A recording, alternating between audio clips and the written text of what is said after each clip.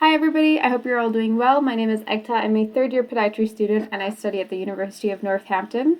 Today I'm interviewing somebody super cool. His name is Dr. David Armstrong. I'm sure you all know of him already, and if you don't, you've probably referenced him in an essay at some point. I guarantee you.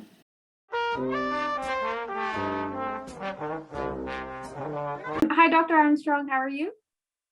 Oh, I cannot complain one bit, Ekta. It's a total pleasure to meet you for the It's second great time. meeting you too. I know this is Yeah. so amazing. Like this is so mind blowing because you're just such a massive name in podiatry. So it's actually pretty cool to be talking to you. Well, the pleasure's mine for real. Thank you for letting me play hooky. It's been a crazy day. Oh, bless. I could I'm already imagine. on my third costume change. So there we go. Are you really? Oh, you don't have to like look all Oh snazzy no, for I'm this interview. kidding. No, no. If you think, yeah, this is a fancy costume change, but you haven't seen anything, I'll put on something a little more style. Fair enough. Uh, So let me ask, how did you find your way into podiatry? How did that start?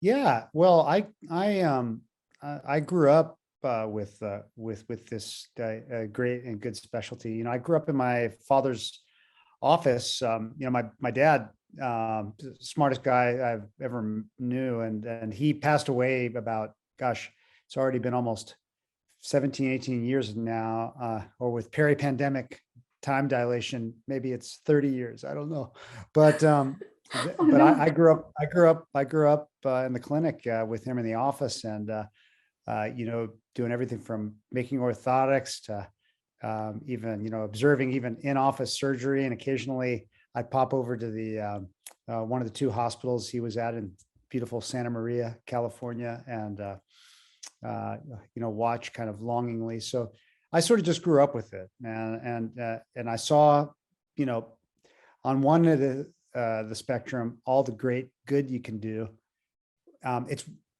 It's one of the few, if you think about it, it's one of the few specialties in medicine or surgery where someone could walk in hurting and walk out the exact same day feeling better, and that's really unusual. I mean, and so for me initially, with a short attention span and wanting instant gratification, that seemed to fit perfectly kind of with my whole ethos, like you can fix something and improve something. But what's hilarious is that kind of I've evolved uh, uh, to the entire other end of the spectrum in podiatric kind of medicine and surgery, to where my you know where success for our patients is often just measured in millimeters, and often it's over a really long period of time, sometimes years, and for their entire life. So but it shows you, if you're interested in this specialty, how amazingly diverse it is. It's crazy. It's just, you're at the end of the body, and you think, wow, it's just, feet, but it's extraordinarily varied, diverse, and, challenging and frustrating and rewarding all at once. It's great. I Absolutely. love being a toe doctor. I'll just, if you haven't figured that out. No, I mean And by like the you way, know what, you hide it really well. well, there you go. But I have no internal monologue. Thank God I have tenure. But it's all going to come out in this chat. But my daughter Alexandria. We have three girls, but my oldest now is going to be a third generation foot doctor now. So it's pretty great. She's in Arizona now, already as of this recording, a rising third year student. So she has a few years to go, but it's pretty great too. That's exciting. I feel like, that's like being able to watch the generations as you go, like that excitement, like that's on a whole other level. That must be something else. Yeah, that you're, yeah. So actually, that's a great point, because I always talk about our personal progeny. Like we have three girls. Tanya, my long suffering, much better half, Tanya, and I have three girls, and but that's the personal progeny. But then, you help to train women and men in an area of, and I've had the great pleasure of mentoring so many folks in all different aspects of medicine and surgery, and engineering, and in science, just from the end of the body, like in the foot. And I call that our professional progeny. But in a lot of ways, it's very similar, because you take great pride in your little ones on both ends of the spectrum, because you watch them go out and do things. And I have now trainees of mine that are now full professors and even deans, and presidents of things, or in corporations, and to see all that happen too is just, it's life affirming. It's just like watching. It is one of your own. It's just the definition of your own is just maybe a little more broader, capacious, as it were. Mm-hmm. Good. Absolutely. I got capacious in. I had no idea. I haven't said capacious. It's been maybe 5-10 years since I've used that. There we are. I don't I'll even make know sure to what get a that bolus. means. I'm gonna have to Google that once I we're done don't know talking. either. Really, just Google it, and you'll find out. My brother-in-law, Dave, works at Google, and I can assure you that it is functioning today. So give that a go. It's Are you not guys down. like an overachieving family? Because it sounds like you mentioned your brothers, like you're a podiatric surgeon, like your brothers works at Yeah. Google, your daughter is going into podiatric medicine as well. Like Oh, our middle. No, what are I'm you just guys lucky. eating? So no, it's, well, you can blame Tanya. You can about the girls, but Tanya is so great. But so we have Alexandra is the oldest, and she's going to be a foot doctor. And unless she flunks out, which is entirely possible, by the way, but let's hope not. I mean, that'd be Yeah. embarrassing. But we'll see. If she did, interview her anyway, because she'll be a good interview. Then Nat is awesome. Natalie's our middle girl, and she just graduated university, and she is sort of trying to marry commerce with conservation, and she's a real expert in sustainable fisheries. She's been living on a fishing boat in Alaska, but also then went to Greenland to do one of those Fulbright. I think she was one of the first, if not the first, Fulbright scholar in Greenland. And now she's back at Hopkins doing public health. So we'll see what happens with that one. And then not too far away from her, not in Baltimore with Hopkins, but at Georgetown, is our littlest. She's like a little gnome, and that's Nina. And Nina's going to be Nina's doing Russian and also going into like the equivalent of political science or government affairs. So who knows what she's going to do? She's going to probably change the world in her little way. So, and then my wife is so much better than well, she always had. Isn't that the best? But she runs with her little sister a pillow company. They make, I know this sounds ridiculous. It's not like pillows like, when I think pillows as a guy, I kind of think, I don't think decorative pillows, but she makes these pillow covers, and she's like, it's unbelievable. They have a company now that's sold to 50 different countries and all 50 states in the US, and they're enormously busy. So that's her. So the girls, That's amazing. they You're look at gonna me have to and give they me a say, link for that. "Oh yeah, for sure." Chloe and Olive. I'll drop that for sure. Yeah, they're great, and they're all handmade. But and I'm like an aficionado. I'll leave for work early in the morning, like 6 something, and she's already sewing. And then I come home sewing. I try to go to sleep. She's sewing. That's our life now at home. As an empty nester, it's like a sweatshop, but just one person in the sweatshop doing the sweating. I'm just kind of hanging out like adult daycare, like I am now, chatting with you. Just, hey, what's shaking, Ekta? And but there you go. So everyone knows. I did want to kind of go back to one of your earlier points. You'd mentioned something about a short attention span, but then seeing the payout for, I mean, you're obviously talking about diabetic patients, like their healing time is very, very long and arduous. So yeah, having that duality, how did you first of all, why did you pick diabetes, or did it pick you? Well, God, wow, holy cow, what a question. That's a really existential, that's a sophisticated question there. By the way, even if it wasn't a good question, I would say that's a good question. But FYI, Ekta, that is a frigging good question. That is a great question. So good on you. But seriously, so I don't know if it really found me, but so when I was an intern, or for a first year resident, so after I finished podiatric medical school, I did my residency in Detroit, at what used to be called Kern Hospital, and before that it was called Civic Hospital and Grand Hospital. But that was the first residency program actually in the history of podiatry. My father actually did that program, and it turned out I didn't even know this when I got there, but I was the first son or daughter of any woman or man that had ever done that program. But anyway, I was there, and it was the first day, or actually technically the second day after my getting there, that I sort of thought of what I really wanted to do. But the first day I had scrubbed in on this case with one of my great mentors, a guy, and there's so many there, but Guy Pup, who was this just gifted podiatric surgeon. And I was in this case, and it was with this big guy who was a champion professional basketball, or excuse me, collegiate basketball player. And he was like 6'8", 6'9". And I remember putting a big screw into this guy's like subtalar joint. And man, I felt so great. It was like super chest thumping, testosterone inducing. And I'm saying, wow, that is great. And I was like on cloud nine. I couldn't even sleep. I was so excited.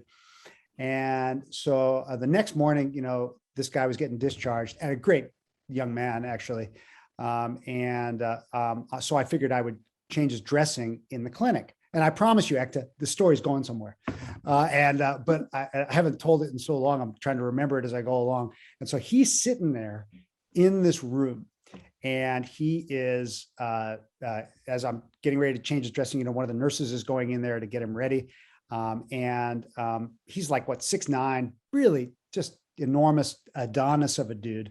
And so while that dressing is getting taken off, I figured I would help clinic's busy, and want to be a good resident, and help out my guys, my co-residents. And so right next door is this woman, and I'm looking at her right now. I'm thinking about it. And she was like, maybe, I don't know, just 4'9", maybe tops. And she was from India. And so this South Asian woman is right there. This giant dude is right next to her. And I'm right in this room, and I'm talking to her, and she has a little diabetic foot ulcer, like on the bottom of the foot. And, I don't know what I'm doing now. And I knew less back then what I was doing. But I knew that, you're supposed to debride the wound and, try to get some, good quality tissue. And I'm talking to her as I'm doing this. And it turns out she also had leprosy at the same time, or she, it was in remission, but she had leprosy. And so I was talking to her about that. And I hadn't met too many people with leprosy, but the year before I had worked a little bit in a leprosy clinic in California. And then I start talking to her through her family, and like 4 family members are in there, and the oldest son is in there, kind of sort of translating. And she was literally just had just gotten off of the airplane into the United States at the time. And she's going to be with her kids and to live there.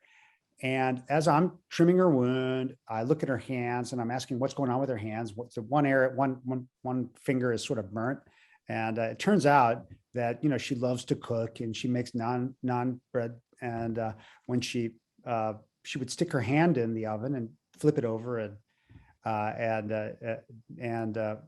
bake her naan bread. And she just burned her finger and had no idea that she had burned her finger. So I'm thinking, man, and so I'm looking at her finger, looking at her foot. She's bleeding, not complaining. I step back. I'm like outside of 2 different rooms, and they're kind of on this curved corner. I remember it like yesterday. And I see this dude who's crying in agony after what we did to him in the operating room yesterday. And he should be. He just had surgery, and he's hurting. But he's massive. And then this woman that's a third of his size is right next door, peaceful as can be. I literally just did a surgical procedure. She's exsanguinating on the floor, and I'm thinking, and I thought, man, treating pain is important, right? And we're all trained to do that as human beings, and certainly as clinicians, as nurses and doctors and therapists and whatnot. But treating the absence of pain is no one teaches you that. And how do you, react to that? And how do you help your patient, react to that? How do you treat the absence of something? And so that was that was it. After that, I was super into it. And of course, we had this spectacular clinic there in Detroit. And I was writing, this is like, the internet existed, the ARPANET existed at the time. And I would, but no one had emails. I did, but I had like a CompuServe email. Google that. And so, or maybe Earthlink.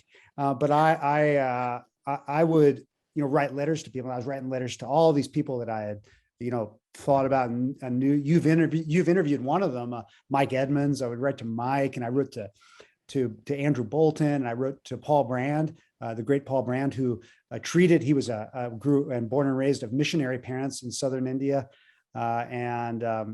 so, and then they would all write. It was amazing. They'd write back, and then I just started copying them, quite literally. I read papers, and so we started analyzing data when I was a resident.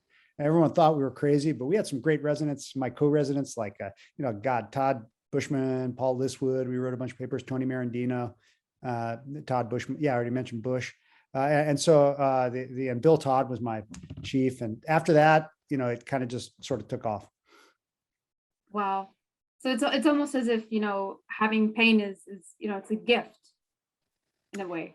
Well, you're right. Well done. And so, in fact, one of those three people I mentioned, Paul Brand, has a book called The Gift of Pain. And I think, yeah. And I think he called it, The Gift of Pain. Pain is the gift that no one wants, or pain is a gift from God, I think is what he used to say. And he and Paul Yancey, I think, was the co-author on that book. And it really is. It's extraordinary to hear, his sort of literally these sort of epiphanies. And he had those not with people with diabetes like I did, but with people with leprosy in India. But it's very, very similar with neuropathy. Of course, with diabetes, the etiology is similar for wounds, but it's more complicated because you have added vascular disease as well. Yeah. By the way, really quickly, just before I talk to you, one of my old trainees, speaking of progeny, I even have the what do you call it? So I took some screenshots.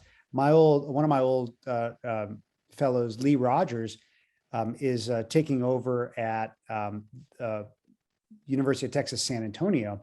And you may not know about this, but after my residency training, sometimes you can do a fellowship, which means to get almost kind of super specialty training for those that are masochistic enough. And so I knew I wanted to do diabetes. So, but I just thought I was just going to have a kind of a passing interest. But literally the last day of my residency program, we already had a house picked out that we were going to initially kind of lease or in California. I was going back to work with my dad, but I got a fax. I don't know if you've ever seen a fax. It would be like you getting a scroll or something like having maybe a carrier pigeon, or maybe someone bringing you something like that. But I had a fax from this. It was like an ad for a fellowship in San Antonio, and I knew that it was for a diabetic foot fellowship, and it was the chief was a guy named Larry Harkless. And I didn't know who Larry Harkless was at the time. I maybe read a paper or two that he had written at the time, but I knew that San Antonio had a lot of diabetes. And so I flew down there, thanks to my wife, who was like Ms. Moneybags, because she was my sugar daddy, or my sugar mama, as it were. That still is, really. I mean, look at me. I'm just kind of hanging out talking to you, and she's sewing and really making a living. But I so went down there, and there's a whole long story about that I won't get into, because I'll just bore you about how I became so kind of enamored with Larry Harkless, who's just a brilliant human being and the sweetest guy in the world. So that was at University of Texas Health Science Center. I started there and met some people. Larry Lavery, did a lot of papers with him, and one of my closest friends for 20, 25 years, even till today. But so today, just before talking to you, 10 minutes before talking to you, I got a FaceTime call from Lee Rogers. I'm sure you could, I'll send it to you so you can put it on the screen. And he said, "Hey man, I'm in my new office. It's my first day, October 1st. And I'm taking over." So he was taking over now third generation really for, Larry Harkless now as the chief there. So it's like Harkless begat these people who begat, uh, you know, uh, uh, you know, it's just great to see this happening because That's this is my fellow amazing. now. I know. So you want to talk about how, because, we all think, we're also navel gazing in different, areas or in different specialties in surgery and medicine and whatever. We think that our thing is like the greatest thing ever. It's possible that it is, but it's also likely that there's a lot of other things that are probably important, and so maybe if you could take what you do seriously, but maybe don't take yourself seriously, but also understand that you're like your career, my little career is like it's like an arc in the arc of time. It's like not a it's a blip, and uh, eh, so you have to understand that specialties evolve over time. This specialty that we're talking about, this great specialty that I love so much. I mean, you already know how much I love it, but it's going to come, it's going to go over time. But we're here, right? And we can add our little bit and help move things forward, and pay it, quite literally pay it forward. But the specialty may evolve and change in what we call it. And I've found, for me, as I look at this and I kind of do a deep dive into what I think is greatest about the specialty, although there's tons to love, is that, what is it that we do that brings us into the hospital every day or into hospital? And it's really chronic diseases. And what is the, sort of chronic disease that we treat of our time? I mean, there are others, but certainly diabetes and complications of that are really, really significant. And they are common, they're complicated, they're costly, but yet they're largely ignored. And in a lot of ways, it's like podiatry, right? I mean, podiatry has been, like in terms of specialties, it's like 11th on everyone's 10 most important things, right? But then you start to say, hey, hold on a second, look at it out there. What's going on? It's like, there's a lot.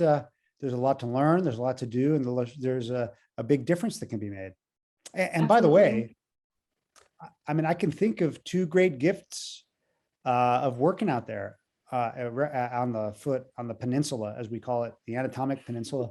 And I mean, really, well, one thing is, if you're working on the foot, I can't, I can't think of anything that's more of an expression of humility, right, than tending to someone's feet. It's true across cultures, across borders, across religions, even across time, right? That tending to someone's feet is an expression of humility. So it's almost like you put yourself out there with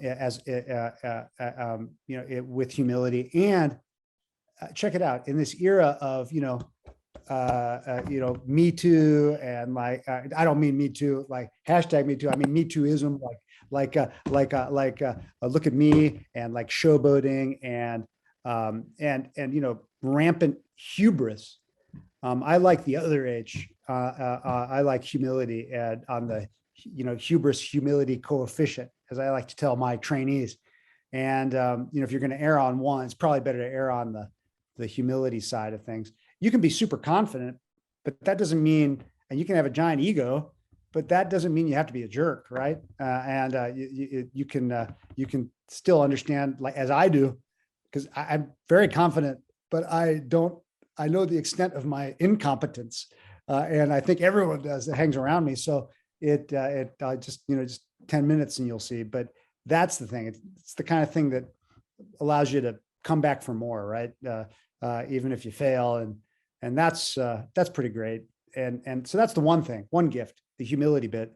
The other I can think of is, we've already been sort of talking about this, and it's that,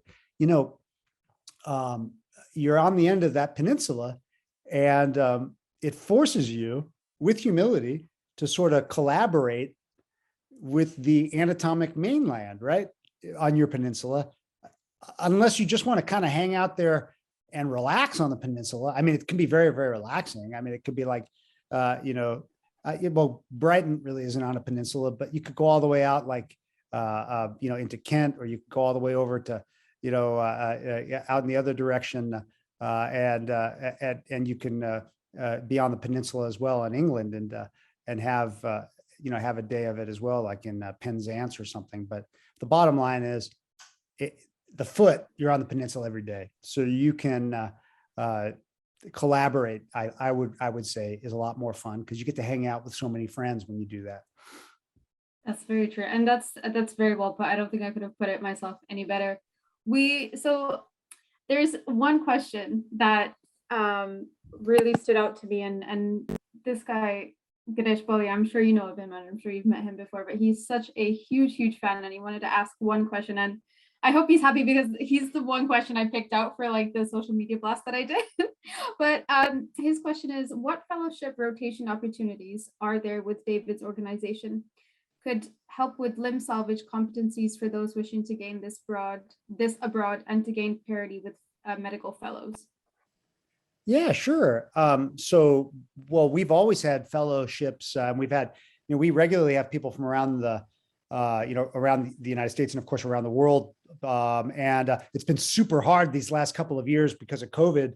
A lot of it we have to do, unfortunately, virtually if you're from outside the U.S. But that's, of course, thank God, changing. And but we do have fellowships for U.S. trained podiatric surgeons, but also there are potential opportunities for non-U.S. trained clinicians who want to come over and learn. And we regularly have people coming over to visit for a couple of weeks, or maybe sometimes a couple of years. So there are those opportunities. But one other thing I would tell you to join and think about is, actually you should join ALPS. I know so it says American in it, but it really is.